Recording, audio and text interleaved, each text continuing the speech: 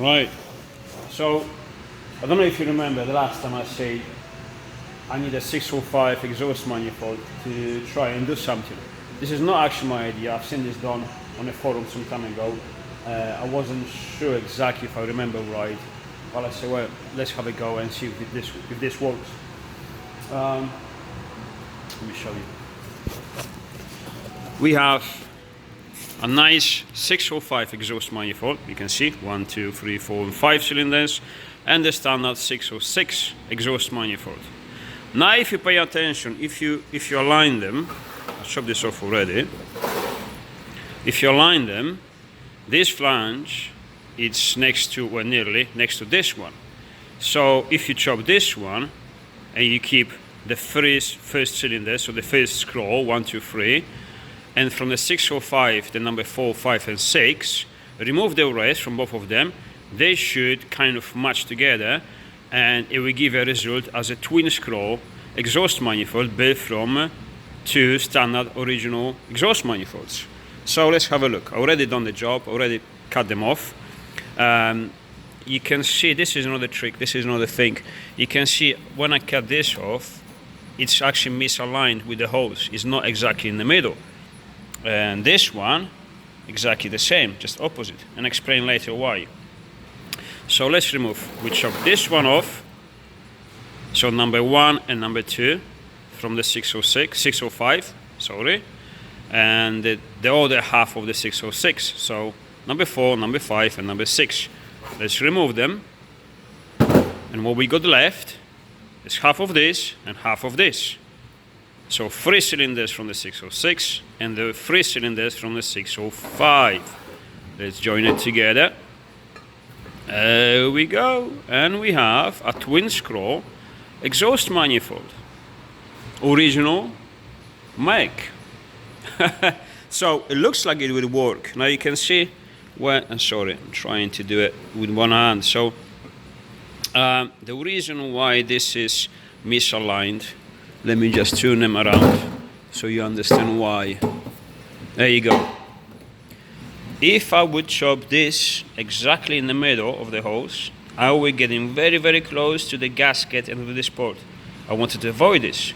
On the other hand, on this side, which is the 606 side of this of the exhaust manifold, you got plenty of space here. So it is very, very misaligned. You can see pretty much almost none of it left. But when you bash them together, sorry, there you go, nearly there. Yeah, let's put it this way, maybe it's easier to see. You will still have, let me just do it nicely. Obviously your bolt will still cover both of these and both of this space, obviously with the washer. Now all you have to weld up is the EGR outlet on the 605 manifold. On the 606 you don't have to, because that's on the part that we already removed on the number 6 on the cylinder here, so that's not interest for us. And obviously we have to weld this one up, you have to blanket, and on this side as well. Now, to be honest, I don't really need a twin scroll exhaust manifold at the moment. This is a great way to do it. Now, how will you perform? I'm not really sure. Obviously this is nowhere near as good as a separate runners proper exhaust manifold. But this is still twice as good as the original one. Why? Because first of all you make a twin scroll, so if you want to use a twin scroll exhaust turbo, it will work properly. Regardless to flow, I'm not really happy with the 1, 2, 3 scroll, and I'll show you why. Because as you can see, this one and this one, they are fairly nicely joined together, so the flow goes in the same kind of direction, but then they face in this one. The number 3 goes this way, and the number 1 and 2 goes this way. So obviously they're gonna face each other and they're gonna fight each other. All right. Now they're not as bad because the way they design it, you can probably see inside. It kind of like this flow is kind of invited to go out the flange, and this one as well is not all 90 degrees, just one block. They're just kind of trying to invite it to go out. So it's not horrible, but it's not really great. On this side 605, You got one and well, this is 6 and this is 5. You can see they join nice in the same direction, which helps the flow. And number 4 also, it is nicely joined together. It's like the same direction out the flange. So obviously the second screw, I think, in my opinion, has a better flow than the first screw. So obviously me designing turbo systems for so many years, I'm not extremely happy with this setup because I know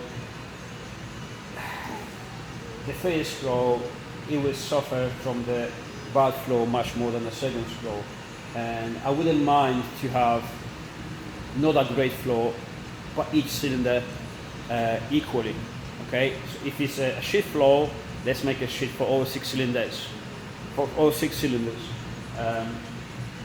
and not making some of them working efficiently, some of them working less efficiently, because that's what you want. You want all the engine working spot on exactly the same. Same for the exhaust, for the inlet plenum, and this is how you achieve engine efficiency on a dynamics. And this is not great. It's not bad. Again, it's a massive improvement over the stock one. But well, let's see how it performs. Now, again, I don't really use a twin screw turbo, so this is not really a good a need for me. But I'm still going to improve it because you're not forcing all 6 cylinders into a single small flange, right? You are twice as big because obviously you got 2 of these flanges into a 2.3. I'm gonna use GT30, got a GT30 76R turbo. I can't remember the spec exactly, but it should be here tomorrow, maybe Friday, so I should be able to make a video about it. But yeah, in theory it looks like it works. Only thing I noticed already, I'll show you, that if you can see the exhaust holes on the head, they differ. You see the space between this and this and this and that is different. Same for this one, is in a different position. Same these two, there are none of these, so this will have to be modified. But luckily what Merck did with the 606, I'll show you, you can actually do it easily. Sorry for the noise, that's my heater. You see, you can move. There's a thread over there, there's a thread over here, and so on, all the studs. So you can I actually remove some of the studs over there as well, you see. There's one here, and you can just put it, this one was there, you can just put it here for the 606. So a couple of these studs that will have to be moved in position, but this is nothing major. You just remove the original one from that position and move it to where it should be. And I think there's no drilling involved, anything, so this should be fairly simple to do. So yeah, this is the situation with the exhaust manifold. I know this is kind of stupid because I build turbo systems, and but I really struggle with time. I only got a few days per week to work on that thing, and I want to do it as quickly as possible. Have a decent efficiency on my engine. It doesn't have to be fully performance, because that thing, if it does 350 brakes, I'm really happy. If I achieve 400 brakes, that's going to be a big bonus, but even if I go 300, that's good enough for me. I had 280 on it, M57N, and was extremely happy with it. I didn't need any more. Obviously, more power the better, which comes at the great cost of fuel. Which, I could build something like this, like on my race car. It's all tubular. It's all nicely complicated pods and etc., all that stuff, and twin screw with twin gates and all that bollocks. But to be honest, this engine is great, but the boost comes on 3000 RPMs. It's pushing just over 3 bar of boost. It's doing great. The pump needs to be set up properly. It has to be set up. It has to match the boost, because I don't have enough fuel for the boost I'm doing now, so it's not really full power. But this will have to be done later on once the car is finished. But to be honest, 3 bar of boost over 3 bar of boost at 3000 RPMs is not good on that thing, because that has to be nice to drive, nice and smooth. I don't have to wait till 3000 RPMs to get some boost, because I'll be revving the tits out of the engine when you're pulling the trailer up the hills and stuff like this. No, I don't want to. I prefer something mild, sorry, not wild, mild. So hopefully the GT30 76 will spool as quick as I wanted. I'm hoping to see the full boost, well, the boost, not full, but positive boost at about 2000 RPMs, maybe 2200. If I achieve that, I'll be more than happy. And hope it should be in. The engine is in completely, the gearbox is in. I have a transfer case, I have the gearbox, I have the mounts for the gearbox, so that's all done. And now we're working on this exhaust manifold. I ordered the flanges, the 3-box flanges, I ordered the T3 flange, the turbo is on its way, and the fuel pump is on its way. As soon as we have it, we can try to start the engine. So much stuff to do. I still have to do the connections change the connection from this to this, mount the oil filter, find the space for the fuel filter. I think it's time to tidy up all this wires so I can put my filters in place somewhere. And obviously we have to build the inlet manifold as well. The inlet's supposed to be something similar to this one, but as you know, as I said before, I don't really have much space for it.